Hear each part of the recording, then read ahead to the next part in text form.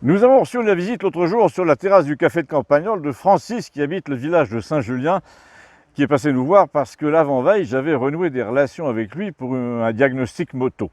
Oui, Francis est un spécialiste que je suis allé interroger chez lui il y a quelques jours et là nous avons pu nous livrer ensemble à une observation presque clinique du comportement d'un véritable cinglé qui est son voisin. Le jour où nous avons évoqué ensemble au café de Campagnol cette matinée curieuse d'observation du voisin, il y avait justement Christiane, la psychiatre de Montpellier, qui, comme toujours, n'avait pas le temps, mais qui est restée quand même. Il faut dire que le récit de ma visite chez Francis, que je faisais ce matin-là à Gustave, devant l'intéressé, et plus ou moins aussi à la cantonade, était un peu comme le coin d'un tissu qui finalement conduit à examiner toute la tapisserie sociale. Vous allez voir pourquoi. Donc j'arrive chez Francis à 10 h vendredi dernier avec la moto que j'avais achetée sur son conseil et qu'il devait examiner, et je me gare derrière son appentis le long de la clôture. Francis m'accueille et me dit « Tu vas voir, mon voisin va sortir dans 3 minutes, il ne supporte pas que j'ai des visites ». Alors Francis est un grand type sans cheveux mais avec un bonnet qui vit avec une femme à cheveux courts de couleur platine. Ils ont une BM et une Harley, ils ont aussi un fils de 15 ans qui est un génie à l'école paraît-il, et ils ont donc pour voisin le maire de Saint-Julien lui-même qui passe son temps à les épier pour leur faire des remarques sur une branche qui dépasse et qui visiblement ne supporte pas que quelque chose échappe à son contrôle. En effet, comme Francis l'avait annoncé, le type est sorti de chez lui sous un vague prétexte de jardinage pour venir écouter ce que nous disions, mais quand il a vu que nous avions repéré son petit manège, il s'est éloigné le dos rond en marmonnant des trucs dans sa moustache et Francis m'a dit « Tu vois, là, il est doublement blessé parce que tu es une sorte de notable du coin en tant qu'intello.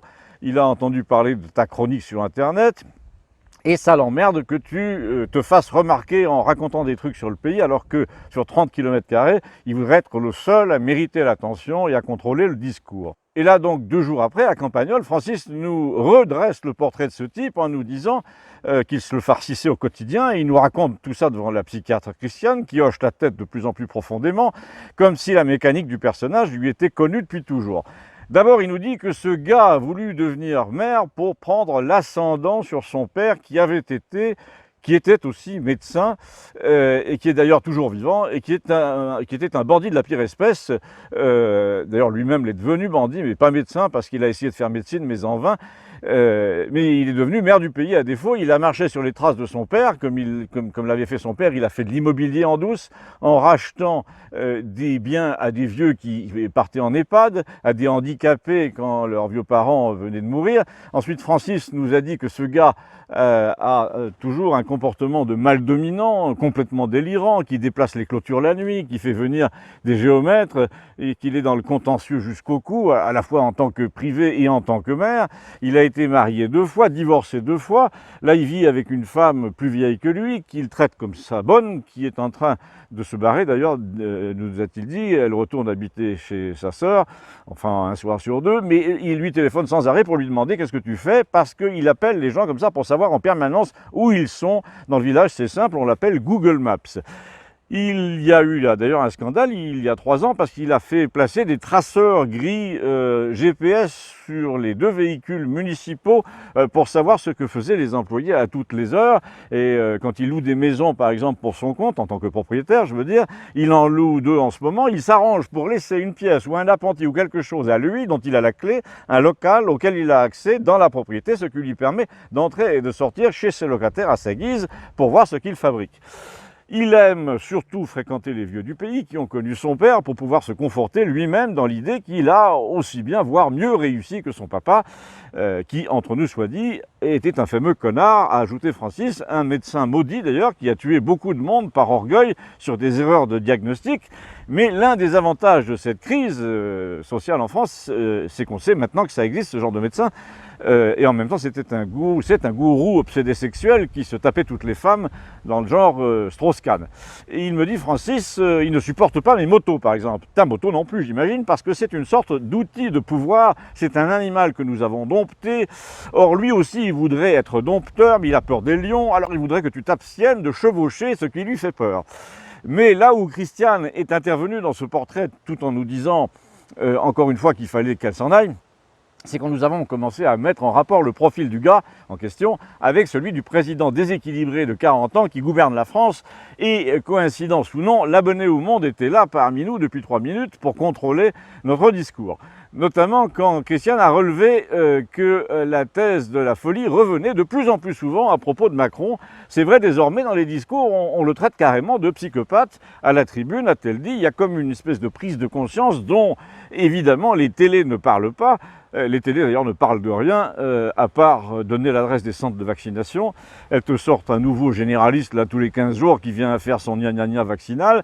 Elles sont obligées de renouveler parce que ceux qui disent « arrêtez d'affoler les gens » ne sont pas réinvités. Donc, ce que Francis a dit, c'est que son maire fou, là, de Saint-Julien, était le genre de caractériel pervers narcissique sur lequel le pouvoir macronien voulait s'appuyer de plus en plus pour faire respecter les mesures discriminatoires en vigueur, puisque, en quelque sorte, il y était déjà enclin dans sa vie locale depuis 10 ans. Un type qui est malade du contrôle depuis des années, qui surveille les visites chez ses voisins, qui demande toujours si on est en règle, si la moto est en règle, si le degré de pollution de la moto est en conformité avec les nouvelles règles, qui répète que tôt ou tard il faudra passer au contrôle technique des 2 roues. Un type comme ça est par nature un excellent exécutant pour les pires mesures qui rognent la liberté des autres. Et Macron le sait très bien, il a besoin de cinglés de ce genre pour appliquer ces mesures de cinglés. Il compte donner les clés localement à tous ces mecs puisqu'ils ont déjà la moitié du trousseau. À quoi Gustave a ajouté, ce qui a mis le feu aux poudres, que ces gens, depuis la France de Jospin, ont quand même changé leur parano d'épaule. Désormais, ces salopards, ce ne sont pas des autocrates individualistes qui disent « moi je », comme dans la littérature d'avant-guerre. Ils ne te disent pas ce qu'il faut faire parce que c'est leur bon plaisir, mais parce que c'est un truc solidaire, parce que ça va dans le sens du bien commun, du respect de la planète, de la santé publique, etc. Il a ajouté, dans cette histoire d'épidémie, le levier de la dictature, du mépris de la liberté, de l'imagination totalitaire, c'est justement devenu le soi-disant souci d'autrui. La culpabilisation des conduites égoïstes, alors que dans le portrait que tu viens de nous donner de ce timbré complet de maire de Saint-Julien, quel est son nom déjà? William, c'est ça, William, on voit que c'est tout le contraire, il y a justement que de l'égoïsme dans son cœur, mais il arrive à te l'imposer, son monstrueux égoïsme, en se faisant passer pour un défenseur du bien public. C'est la nouvelle mode, ça, et au passage, en jouant systématiquement la carte accusatoire au nom des valeurs, il se met du côté des féministes, des immigrés, des vaccinés, de tous les gens susceptibles de le suivre contre ceux qu'il veut abattre et qu'il accuse de racisme, de fascisme, au nom des valeurs républicaines, etc. Et c'est là que Christiane nous a étonnés. Elle a dit, déjà dans le portrait que tu en fais, je vois plein de correspondances avec notre président, et c'est normal que ce président ait plusieurs fois diaboliquement essayé de s'appuyer sur ce genre de caractère, parce qu'il sait très bien qu'il lui ressemble. Il est allé voir les maires de province très souvent, finalement, trop souvent, en faisant passer le message, si vous êtes un gros barjot qui aime avoir raison et qui décide sans demander l'avis de personne, eh bien je suis de votre côté et vous allez travailler pour moi, pour faire appliquer mes mesures et vous serez récompensé. Et là, je dirais que dans le cas du maire de Saint-Julien, les points de correspondance sont étonnants. Un père médecin, affairiste, dominateur, dont il veut prendre la place, dont il arrive à prendre la place d'ailleurs après avoir raté ses études de médecine. En plus, il est en ménage avec une femme plus âgée, un substitut de sa mère. Ajoute à ça que, comme pour l'autre, le père est encore vivant, ce qui veut dire qu'on peut encore lui damer le pion. Et puis, je connais assez le maire de Saint-Julien pour savoir qu'il porte le masque tout le temps, même quand ça sert à rien. Ça signifie qu'il s'accroche à ce symbole de pouvoir. En fait, il cherche à t'imposer ce symbole de pouvoir sur autrui en montrant qu'il fait partie de la caste des faillots masqués en public. Tu ajoutes à ça un côté retors, jaloux, il n'aime pas notre ami, il me désignait, parce que c'est un intello qui a un comportement individualiste, dit-il, entendez qu'il pense par lui-même, il a une rubrique sur Internet et il n'a demandé d'autorisation à personne pour le faire. Il sait faire des trucs que toi, mon petit William, maire de Saint-Julien, tu ne sais pas faire. Et là, j'ai raconté une anecdote qui allait exactement dans ce sens. J'ai dit que la secrétaire de mairie de Saint-Just, que je connaissais un peu, m'avait demandé un jour de monter une seconde machine ordinateur sous Linux pour stocker les archives avec l'ancienne machine de son fils. Ça a rendu le maire complètement fou. Je l'avais très peu croisé pendant cette installation, mais il était d'accord apparemment. Or, quand il a vu que j'avais monté le truc et montré surtout une compétence qu'il ne possédait pas, il avait exigé qu'on enlève l'appareil de sous bureau. Donc là, a repris Christiane, ce qui m'embête, c'est que Macron, depuis le début, rôde autour de ce genre de janissaires locaux pour essayer de consolider un pouvoir quand même assez branlant. Les tyrans savent très bien qu'ils ne peuvent pas s'en sortir tout seuls, il faut qu'ils trouvent des caractères comme ça, et à mon avis, c'est le seul objet des incursions fréquentes de notre Néron dans les campagnes françaises. Et là, comme on pouvait s'y attendre, l'abonné au Monde a protesté 2 fois à propos du terme tyran et du nom évidemment de Néron, en disant qu'il fallait raison garder, etc.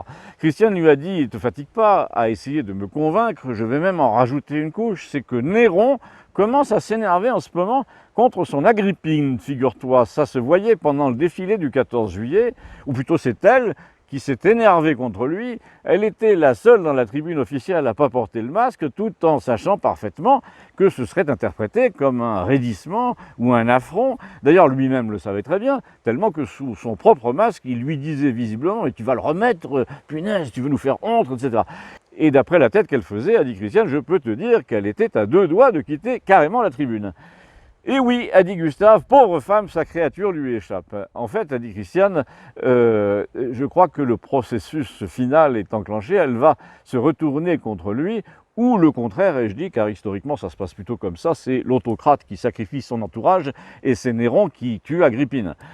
Christiane a fait observer qu'elle n'était pas du voyage à Tokyo et à Tahiti, et l'abonné au Monde a essayé de se moquer de nous en disant que nous faisions du voici, et que tous les voyages ne se faisaient pas nécessairement avec conjoint. Sauf, a dit Christiane, que celui-ci avait été annoncé avec et que ça a changé au dernier moment. C'est bien ce que je dis. Bonjour, voici, a-t-il dit. Mais Gustave a répondu, écoute, t'es gentil, mais quand un crétin met le pays à feu et à sang parce qu'il n'a pas réglé ses problèmes avec son papa, c'est plus sa vie privée, c'est sa vie publique, c'est la vie publique. Là, il est le seul en Europe à prendre des mesures de taré dont il n'a pas calculé les conséquences, mais apparemment, comme dit Christiane, l'important pour lui, c'est de garder la main sur notre vie. J'ai ajouté, Christiane a surtout dit qu'il allait s'appuyer sur des déséquilibrés du genre maire de Saint-Julien pour les inciter à rendre visite à ceux qui résistent à la piqûre. On a presque l'équivalent des gendarmes qui entraient dans les fermes en 1914 pour mettre les ouvriers agricoles aux arrêts quand ils n'avaient pas répondu à la conscription. Alors Gustave a dit, c'est ce qui manque au discours de la résistance en France en ce moment. Il faudrait imager tout ça davantage. Tu dis aux gens, attention, votre liberté est en péril. Ils se disent, bon, la reconnaissance faciale, les codes QR, tout ça, je m'en fous un peu. Mais si tu leur dis en revanche, regarde autour de toi, tu as forcément dans ton entourage un maire de Saint-Julien, toi aussi, un sale type qui veut dominer tout le monde, un caractériel qui engueule ses proches au moindre prétexte, un cinglé qui est haï même par ses propres enfants, eh bien figure-toi que c'est à ce mec-là que Macron veut donner du pouvoir sur toi demain matin. Il veut donner une médaille à ce mec s'il te contrôle bien, s'il vérifie que ta moto est en règle, que tu as eu tes 2, tes 3, 4 doses. Il va lui donner le pouvoir de suspendre les prestations sociales, si c'est un élu ou un fonctionnaire, de convoquer la personne de force, de faire débarquer chez elle des assistantes sociales et des gendarmes. Par exemple, toi qui fais des acrobaties en parapente, me dit-il, et qui circule avec ta moto, il va t'appeler personne fragile et essayer de foutre ta bonne santé par terre avec une injection. C'est ce qui explique, a conclu Gustave, que dans les périodes de libération et d'épuration, on trouve ce genre de gens, comme le maire de Saint-Julien, là, assassinés par la population dans tous les fossés. C'est une tradition en France. Là, évidemment, l'abonné au Monde a dit « Mais vous êtes devenu complètement cinglé, on voit que vous ne savez pas ce que vous dites, ce que c'est qu'une vraie tyrannie, etc. » La litanie habituelle qu'on entend à la télévision. Et là, Christiane lui a répondu « Écoute, c'est qu'une histoire de proportion, hein. Comme te le confirmera Léon, qui venait d'arriver avec son petit chien. Moi, il faut d'ailleurs que je m'en aille. Et Léon avait compris de quoi et de qui nous parlions, parce qu'en fait, il était là depuis un moment. Il a déclaré à la raison de dire que Macron essaye de réveiller ce qu'il y a de pire dans la société française. Et ce qu'il y a de pire, c'est ce qui lui ressemble.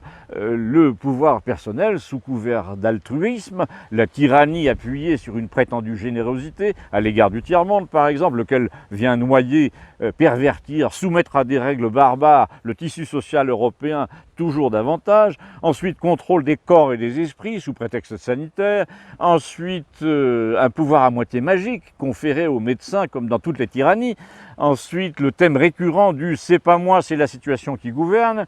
Et avant de partir tout à fait, Christiane a dit, je connais le maire de Saint-Julien un peu par sa sœur, il manque des trucs à votre portrait là, c'est que c'est un obsédé de la chasse et du tir. C'est typique de celui qui veut contrôler les gens à distance et les choses à distance. Tu peux d'ailleurs ajouter le golf, qui est aussi un tir symbolique. La voiture, il aime la puissance sous le capot, c'est pareil. Les gonzesses qui chassent partout, il espionne les gens, il fait faire des rapports, il est copain avec les anciens renseignements généraux de la préfecture, il allume des feux de broussailles partout, il fait débroussailler tout le temps, il veut nettoyer le paysage, cartographier sans arrêt, il est obsédé par le cadastre, les parcelles, les droits de passage, qui voudrait rationaliser. Et là, Léon a dit, elle a raison, c'est un Asmodée ce type, un type qui soulève les toits pour voir à l'intérieur des maisons.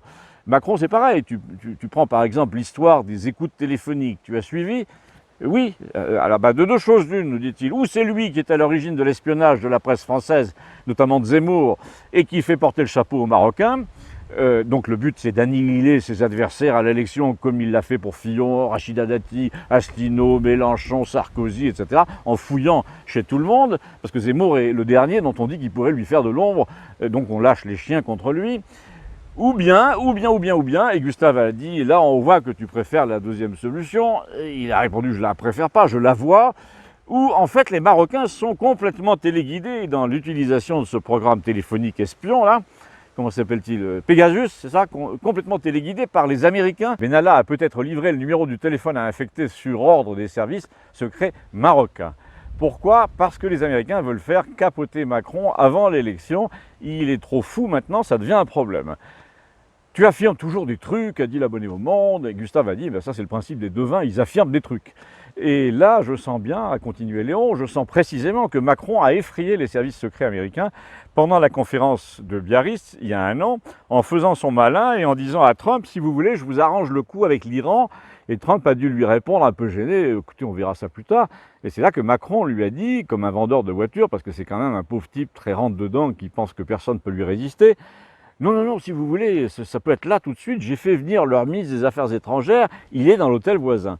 Et là, Trump a avalé son dessert de travers et il s'est promis de raconter tout ça au département d'État américain rentrant, en disant un Gugus pareil est capable de nous mettre un jour à découvert dans une partie de poker diplomatique. Arrangez-vous pour qu'il rate son coup en 2022. C'est un danger désormais pour l'Amérique. Donc, quoi, a dit l'abonné au Monde? Donc, Macron va sauter sur le contenu de ses écoutes qui sont probablement accablantes pour lui. La presse ne le publiera jamais, a dit l'abonné au Monde, comme si c'était une vertu que la presse française ne publie pas les choses. Mais non, la presse anglaise ou américaine ou belge s'en chargeront, a dit Gustave, et je serais assez content que ça se passe comme le dit Léon, parce qu'au train où vont les choses, cette petite ordure arriverait à nous priver de vote si on n'est pas vacciné.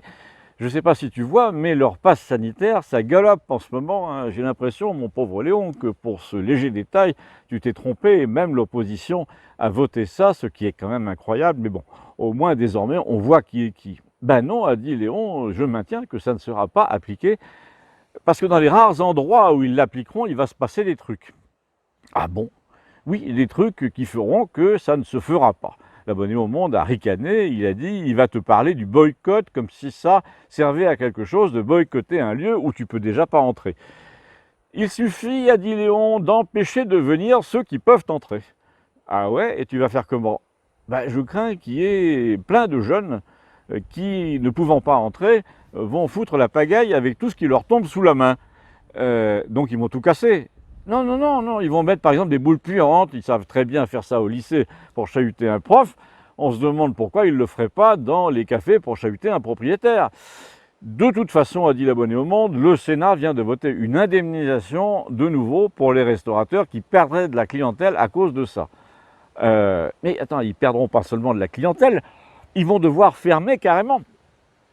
C'est comme la piscine de Saint-Julien qui applique la discrimination déjà, alors que ce n'est pas encore voté, elle est au bord de la route. Tu ne vas pas me dire que des jeunes ne vont pas y jeter un jour une bouteille de peinture rouge ou un seau de fumier. Il suffit de sauter la haie, a dit Gustave, qui a réclamé à Léon une prophétie rassurante pour la fin. Ça tombait bien, il en avait une. Ce sont les Américains qui vont nous sauver, a-t-il dit. Déjà, ils viennent de déclarer que les fameux tests PCR n'ont aucune valeur. Tu peux prétendre que tu as tous les variants de la Terre. En fait, ils sont incapables de distinguer si c'est un rhume ou le Covid. Ça fait tomber leur fameuse théorie des cas. Sur un test PCR, tu mets n'importe quoi dans les cas.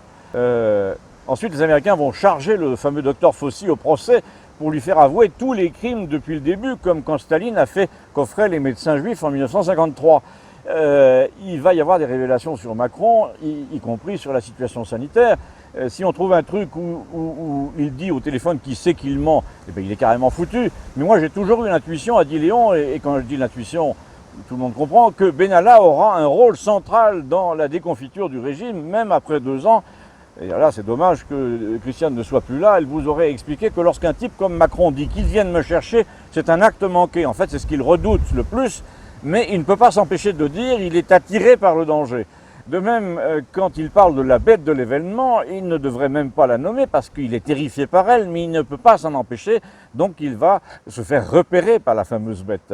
Il répète tout le temps « j'assume ce que j'ai fait », mais ce n'est pas un critère. Le capitaine du Titanic aussi, il a assumé, on a vu le résultat.